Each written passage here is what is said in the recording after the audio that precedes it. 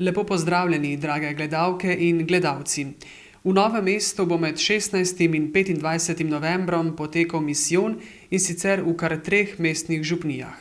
Več o dogajanju nam bo povedal dr. Silvester Fabjan, novomeški stolni župnik. Lepo pozdravljeni. Lep pozdrav vsem gledalkam in gledalcem. Zakaj ste se odločili, da misijon pripravite kar v 3 župnijah hkrati? Res je, misijon poteka v stolni župniji, v župniji Novo mesto Sveti Lenart in Novo mesto Šmihelj. Gre za mesto v dolini reke Krke in okolico. Nekdo je pred časom rekel, Novo mesto je ravno tako majhno, da se vsi poznamo med seboj in tako veliko, da omogoča ustvarjalnost. Tu se ljudje srečujejo, tudi župnije so zelo blizu ena drugi. Gre za prostor, na katerem prebiva okrog 17.000 katoličanov, ki se srečujejo v isti bolnici, istem zdravstvenem domu. Veliko jih tudi dela v 3 velikih podjetjih. Torej, ljudje se pogovarjajo med seboj, izmenjujejo ideje in glejte, tudi duhovniki v tem mestu iščemo odgovore na vprašanja, na izzive prebivalcev, ki tukaj živijo. In že nekaj let se ukvarjamo s tem, kaj ljudje tu potrebujejo, katere odgovore na katera vprašanja. In misijon želi biti prav odgovor na potrebe tukajšnjih ljudi. Tudi Jezus je bil pozoren na to, kaj ljudje v določenem času, v določenem prostoru potrebujejo. In člani župnijskih svetov, naših župnij, so dejali, pripravimo skupaj misijon. Naj bo misijon odgovor že na dosedanje sodelovanje. Katere teme so oziroma bodo v ospredju? Glejte, misijon je, rečemo, milostni čas. Ni vsaka ura enaka uri v življenju. Nekatere dajo vsebino drugim uram, nekateri dnevi drugim dnevom. In tako želi biti tudi misijon čas razmisleka o življenju, o naših ciljih, o tem, kam usmerjamo svoj korak. V ospredju bodo teme najprej veselje. Kristjani naj bi bili ljudje veselja.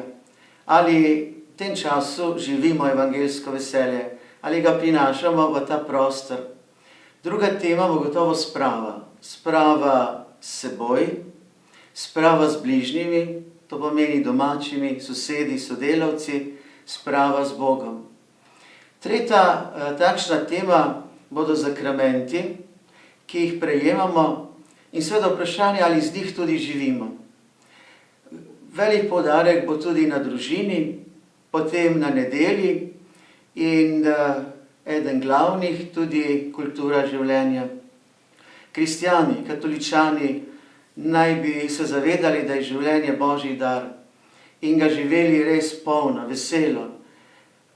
Postavili si bomo vprašanje, ali smo ljudje kulture življenja, ali nas nosi s seboj tok kulture smrti.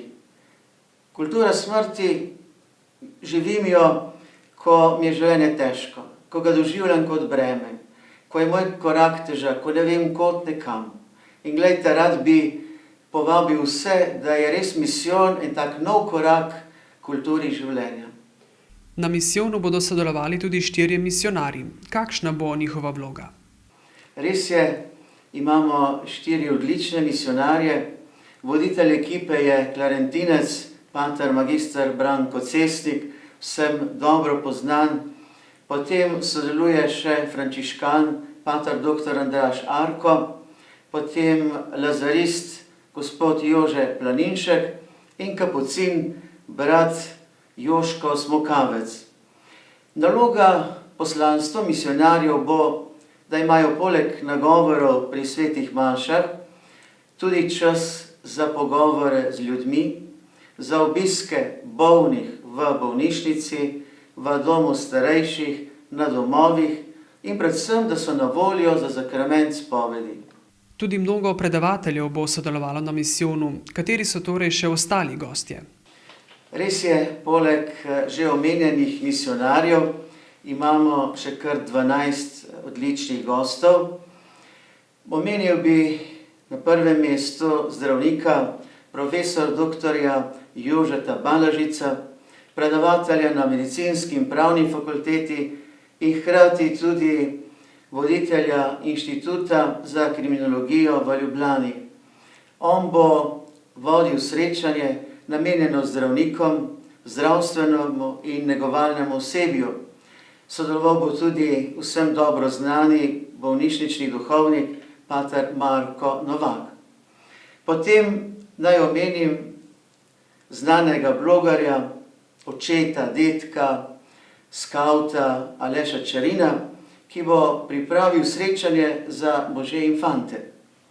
Potem bi omenil sredino srečanje, okroglo mizo o izzivih za kristjane v današnjem času.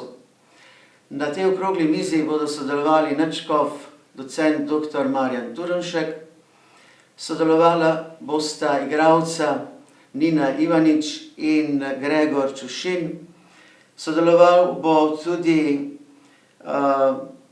Tomaž Kraster, teolog z naših krajev, ki bo okroglo mizo povezoval.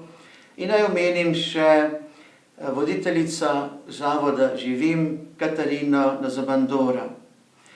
Na srečanju za humanitarne delavce bosta sodelovala sestra magistra Damjana Tramte in pa Marjan Dvornik.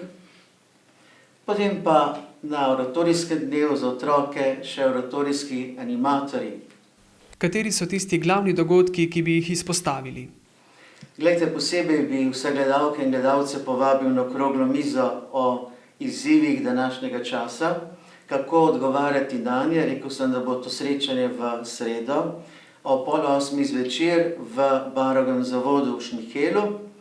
Poleg že prej omenjenih srečanj za zdravstvene delavce, negovalne delavce, medicinsko osebje, može, infante, bi omenil še srečanja za zaročence, za poročene, neporočene pare, razporočene v Novem mestu in okolici, seveda za mladino in otroke. Zadnji dan, v nedeljo 25. novembra, bo skupen zaključek v športni dvorani Levna Štuklja. Kaj točno se bo dogajalo ta dan? Res je, 25. november je praznik Kristusa, kralja vesoljstva. In tokrat bo slovesen zaključek misijona v športni dvorani Levna Štuklja. To je kraj, kjer se skozi leto srečuje veliko ljudi. Na športnih prireditvah, koncertih. In tokrat bomo to dvorano spremenili v svetišče. Želimo, da Jezus pride v prostor, kamor sicer prihajajo ljudje. Tam bo ob 9:30 skupna molitev, ob 10 bo vodil somaševanje novomeški škof monsignor Glavan. Pri sveti maši bo pripevalo več kot 250 pevcev naših otroških, mladinskih in odraslih zborov, ob spremljavi odličnega orkestra Krka, pod vodstvom maestra Matevža Novaka. Po sveti maši pa sledi še odličen koncert 3 izjemnih vokalistov, zbranih v trio Vivere, in sicer baritonista Matjaža Robausa, ter tenorista Aljaža Farasina ter Gregorja Ravnika. Med njihovimi prelepimi pesmimi bo nagovor župana mestne občine Novo mesto ter še 3 pričevanja o tem, kar je Bog storil v času misijona v srcih ljudi. Hvala za vsa pojasnila, gospod Fabijan, in naj vam misijon uspe tako, kot ste si ga zamislili.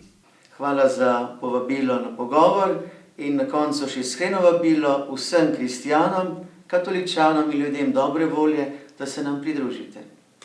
Hvala za pozornost, gledalke in gledalci vašega kanala, in lepo pozdravljeni.